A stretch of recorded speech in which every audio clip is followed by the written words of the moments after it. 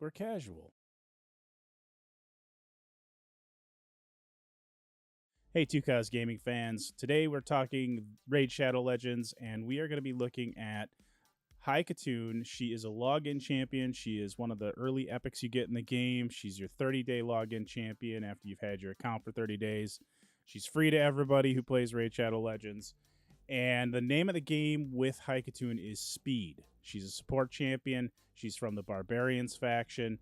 She is a Spirit Affinity champion, so be aware of that as you're going through the game because she is weak to Magic Affinity. But her kit is all about speed, making your champions get through their turns quicker and getting back to their more powerful abilities. They're A2s, they're A3s, cycling their attacks so you can get through the different areas of the game quicker.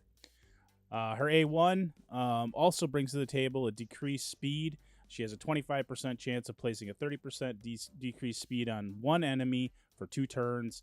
Her A2 is an increased speed for all allies, and it also increases their turn meter by 15%. So you get a 30% speed buff for 2 turns and an increase to your turn meter. Her A3 has a 50% chance of decreasing the turn meter by 15% of all enemies. And then lastly, rounding out her kit, she does have a speed aura, increases speed by 19% in all battles. Now, that speed is based off of her base speed. So it is 19% of her 104 speed. All of her other speed that she gets from like items and all that's not a factor. You don't get 20% of all that. It's just off of her base speed.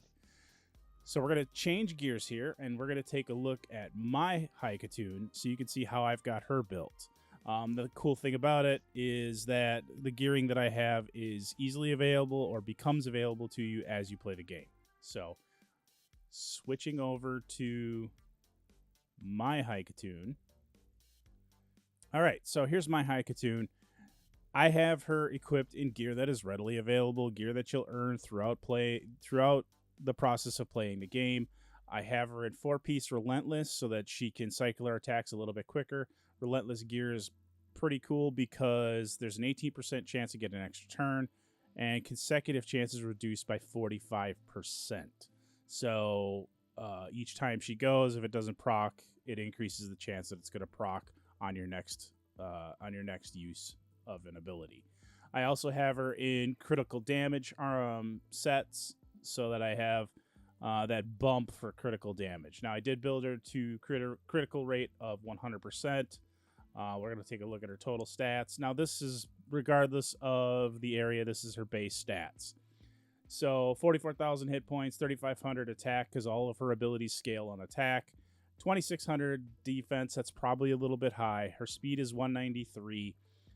Crit rate of 107. Crit damage of 124. Now, I'm going to be boosting that higher, but I'll explain that here in a minute. Her resistance is 128, and her accuracy is 239. No ignore defense right now, other than what I get from upgrading my Great Hall. And also from if there's any kind of bonuses I get from playing in Arena. Now, here's where I'm going to get the extra crit rate. Or crit damage, I mean.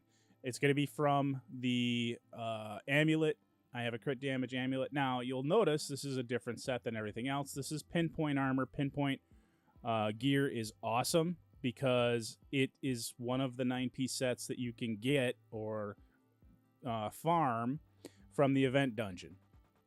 And for each set, you get a specific bonus with each added set. Now, I put her in 3 sets so I can get the 40 accuracy and 10% speed. So that brings her accuracy to 239, which is kind of nice. That's going to go up as well as I level up some of her other gear. But this is all armor you can get just by playing the game. It's nothing outstanding. Now, the bulk of what I have is 6-star. I do have some Ascension on a couple of pieces, and I do have a couple pieces Enchanted. You're going to want to do that as you play Faction Wars and as you gain oils from the Necropolis and the Shogun's Grove. It's very important that you are ascending your gear and upgrading your gear accordingly and enchanting it if you really want to get the most out of her. But I've built her in gear that's readily available for early to mid game. As you can see, not all of it is actually upgraded, and that's fine because I'm not going to do anything outlandish with her today. She is very good in all facets of the early game. You can use her in absolutely every single area and get some benefit of using her. Mid game, you kind of want to use her primarily in faction wars, clan boss, and arena. You can also use her in dungeons so that she's cycling your team's abilities quicker, and also giving them some much needed speed while slowing down your opponents. Late game, generally it's going to be faction wars, maybe faction wars hard, and also dungeons and clan boss. But by the time you're in late game or end game, you're going to have speed boosters that are much better or more effective. And also, she kind of loses to better champions in arena. So you're not going to use her in mid to late game arena so much. But with that, we're going to jump into a couple of campaign dungeons. We're going to set her up as the speed lead. And then we're going to support her with just farmable characters that you have. I'm going to use the same 4 starting champs that you get or that you can choose from in the beginning of the game and show you how effective she can actually be. Again, this is geared more towards beginners rather than, end game players. By the time you get to end game, you know what champions you have and how to most effectively use them. Okay, so we're back. As you can see, I've got my team assembled here. I have the Ethel that I created for my last video. I have the Galek that I used, just the base Galek, level 50, and then of course base Elhain. And then I put my High Khatun in the speed lead. Full disclosure, she is empowered by 1. I pulled an extra High Khatun a while ago, and I just empowered her because my Barbarian Epics were already maxed out for Faction Guardian, so I figured why not. And then also, she does have a 3-star Soul Awakening on her. I chose to go with Crushing Rend, but there are other blessings you can use. I will do a separate video on blessings for beginners. But I chose Crushing Rend just to kind of get that extra little bump in damage. But we're just going to do a quick battle. This is on hard at Palace of Aravia, just because it's affinity neutral for her, and it also favors the other 3 champs because they're all magic affinity. So we're just going to go real quick here. It shouldn't take too long to beat this level because you've got 3 attack champions and then a support. But as you can see, their turn meters are already boosted at the very start of each turn because of her 19% speed boost. And like that, 13 seconds, it's done. Now, we're going to actually change. We're going to go back out here. We're going to go up to Brutal, and we're going to see what kind of results we get. And just to make it challenging, we're going to actually go up to the Dragon up here. Again, we're going to go with an affinity that favors the starter champs because I want to win. We're going to put High Khatun in the first slot there as leader. Bring in Elhain, Galek, and Ethel. And we're just going to see how they do against the Dragon. But I'm expecting a similar farm, even though this is on Brutal. I'm expecting the same result. And there's no healing on any of these champs. They're just built for pure damage, pure attack, and a little bit of speed. But as you can see, they're bombing right through this Dragon. So why is this important? Because you can progress your account quicker. You're going to get 2 stars. You can't get 3 unless you beat it with just 2 champions. But the more stars you get on campaign, the more resources and shards you get as you complete the campaign objectives. And then there's a whole series of campaign missions that you need to complete, which also give you more resources and more shards and more gear to add to your account. And it's all for free. You just get it from playing the game. And then we're going to continue it one more time, go from Brutal to Nightmare. Now, I don't expect them to do well on this one, but we're going to try it anyways. And then we'll do a dungeon run. I think we'll do dragon. Just because I like the dragon. So as you can see, they're already struggling a little bit. They're a little bit underpowered. And with no healing, it's going to be very, very tough to win this match. Or win this level.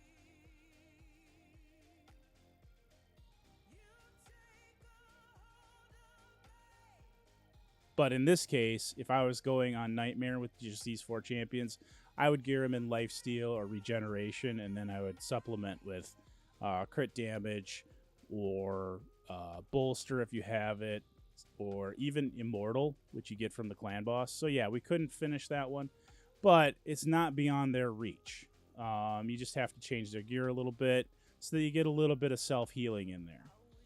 Now we're going to actually jump out. Oh, see, I don't even have him fully geared. I think I'm missing his speed boots, which didn't help either. So we will go back out to the options here. Go to dungeons, go to Dragon's Lair, and I think we'll go to... well, we'll start with stage 11. As you can see, I've got my farm team set up there. Put her in the lead again. Galek, Aethel, and Elhain. Actually, we're going to move Galek back here. And then we're going to bring in Apothecary just to have a little bit of healing. Actually, I could bring in Gear Grinder. That wouldn't be so bad. I think I'll bring in Gear Grinder, actually, because he's got a revive as well. Again, I think Gear Grinder has the best gear out of all of these champs. I think he's got some... I honestly don't remember what I geared him in. But I've got him geared for Doom Tower hard so that I can get through the rare room, the rare secret room. But as you can see, Dragon, no problem. No problem at all. Gear Grinder puts the continuous heal on himself.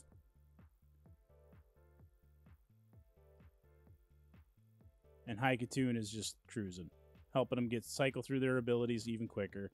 Junk, we'll sell that real quick. But we did get an XP potion. That's useful. All right, well, now we're going to jump to stage 15. Just so you can kind of see where you can plug them in and use them. Again, they're all basic champions. They're not anybody fancy. Gear Grinder's a rare. He's for the Ogren tribes. He's a hit point champion, but he does have continuous heal that he places. He has some healing, and he also has a revive, which comes in very useful. Now, granted, stage 11 and stage 15 favor Magic Affinity champions, but that's why I chose those.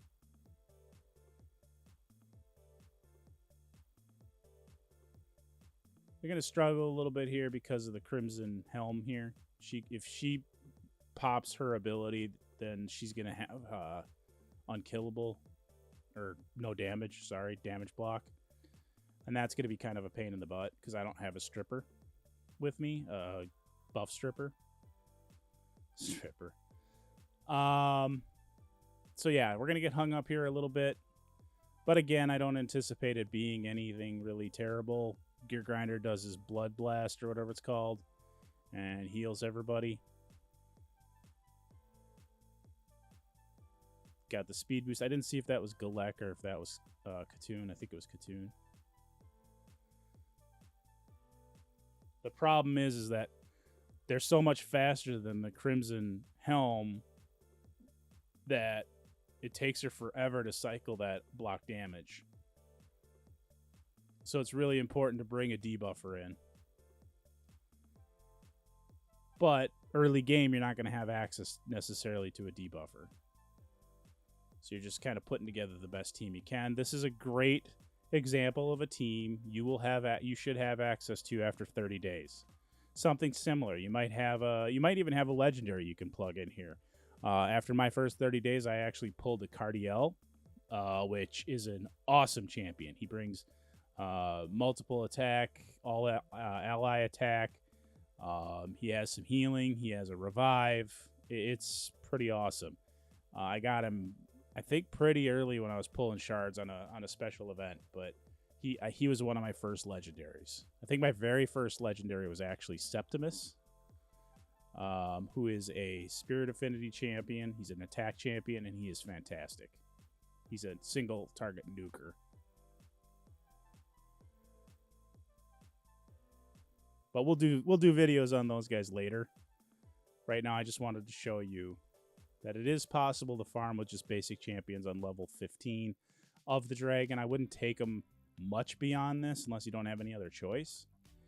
But again, after your first 30 days, you should have access to at least one legendary champion who might be able to help you out. And then again, all of these other 4 champions, not including Gear Grinder. Gear Grinder I got on a pull, but Khatun, Galek, Elhain, and Athel are all champions you should have access to, or comparable champions. You might have a War Maiden who's farmable in campaign. You might have somebody in that area, but again, these are not crazily geared champs. You know, I just have them geared with stuff that you can get readily from campaign farming, dungeon farming, and foraging. Because you do get relentless gear. I don't think you can actually forge relentless gear. You get relentless gear by completing tournaments and different quests and placing. So let's see here. What's a good one? I just finished this one. So yeah, I finished 4th here, and I got 4 pieces of relentless. And the thing is it's geared to where your account is at. So like this account is probably late game, end game, kind of a hybrid. And so I'm in a different pool of Raid Shadow Legends players. But if you're an early account, like, you know, level 1 to say 35, you're going to be in a pool of competitors or raid players who are on your level.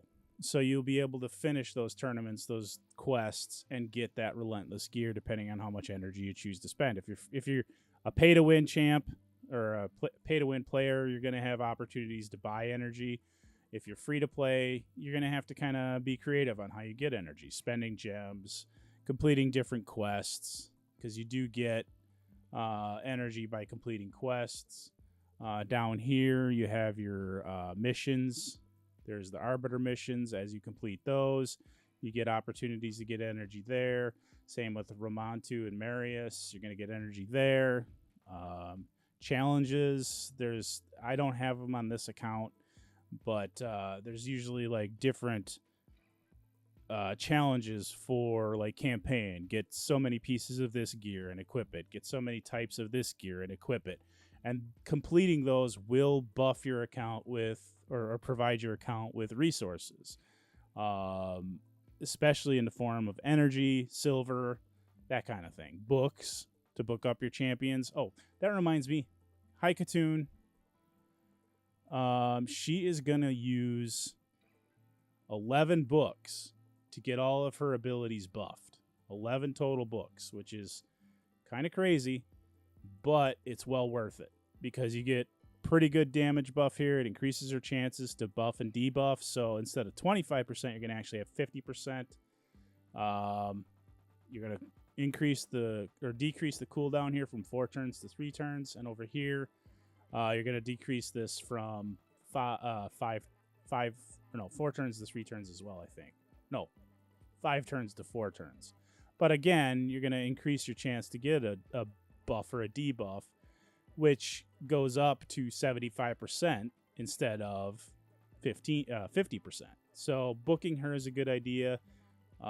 And a little piece of advice, when you're booking champions, make sure you get them booked to the point where you want them to before you start devoting books to other champions. Don't try to balance your books. Focus on one champion at a time, and you're going to reap the benefits a lot quicker. But that's all I got for you today. I hope everybody's having a great week. Sorry this video is out a little bit late. I was kind of struggling with what I wanted to do. But there will be another video on Friday, and I will talk to you then. Until then, be safe, be kind, and remember, no matter who you are, no matter where you are, you matter and you're loved. Take it easy, everybody.